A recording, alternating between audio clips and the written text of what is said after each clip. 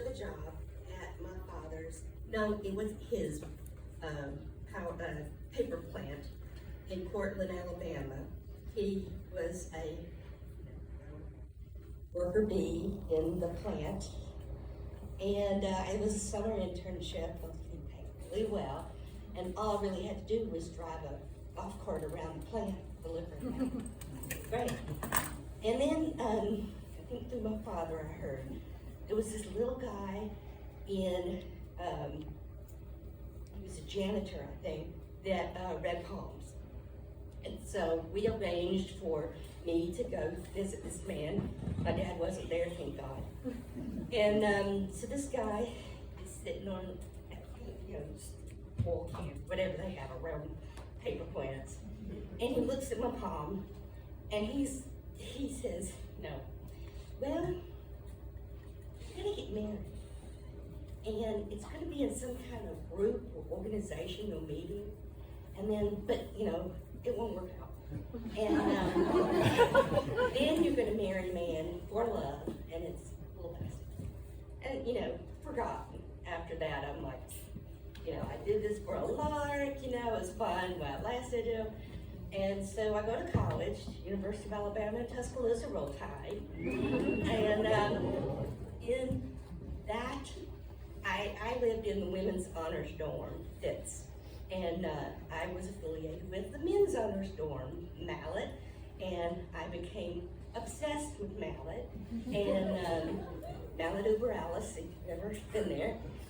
The men's honors dorm were a lot of kooks, crazy people, love them, brilliant men. They're still my friends. And then I fell hard for this one guy. And let's just call him Tim. Tim was in the ROTC, very serious. He was Green Beret, a ranger, gone to Ranger School, you know, gonna be an officer. And we fell in love, got married. Yes, I think I was like 21 when we married, and he was 20. And so we're living in an apartment right off the strip, finishing, you know, I was already starting graduate school in library science, and he was finishing up and planning out his career in the Army. So it came to be homecoming at the University of Alabama. And homecoming morning, I think it was October 8th, 9th, whatever, I won't say the year. And he had left already for the morning, and I was gonna go and be a spectator at the homecoming parade. Because as he was an officer in the ROTC, he was gonna lead the homecoming parade. And in his uniform, looking great, you know. And so I'm getting up and just getting ready, you know, and I'm still, I think I was like, you know, shorts and a t-shirt, you know, no shoes, it's summer. No, it's October, so it's not summer. Sorry. But anyway, sleeping attire. And he's left his backpack on the coffee table, and I'm moving things around, and I'm noticing all these folded up notes in his backpack, and I'm like, oh, don't do that. I did it. I open these notes and I start reading these notes, love notes to my husband about, you know, when are you going to tell her about us? When are you going to do this? When are you going to? And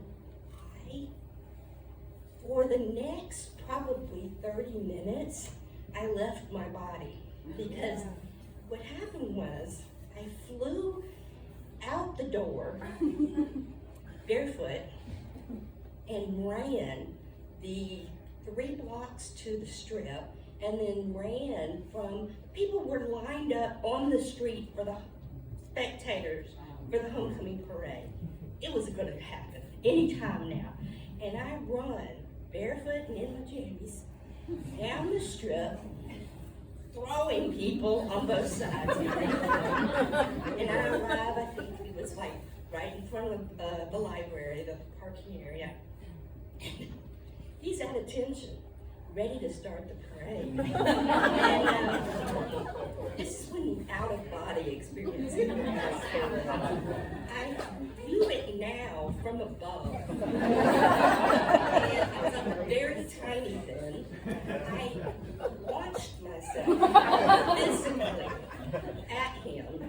And, you know, I kind of view it as this kind of ninja moves, you know, wrapping around breaking necks and arms and stuff. In actuality, I was probably this little girl going against his uniform.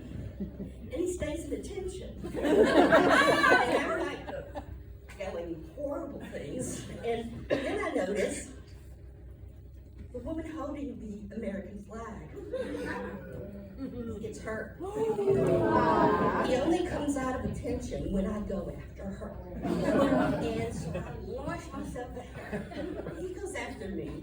His commanding officer goes after him. And in the background is the University of Alabama Roll Tide cheerleaders on their float cheering.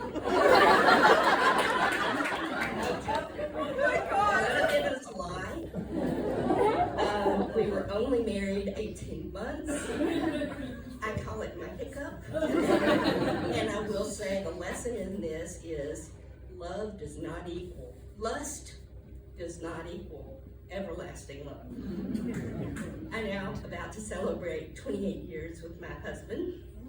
And I will have to thank that storyteller, that fortune teller, because he was right. But love does hurt when you're young.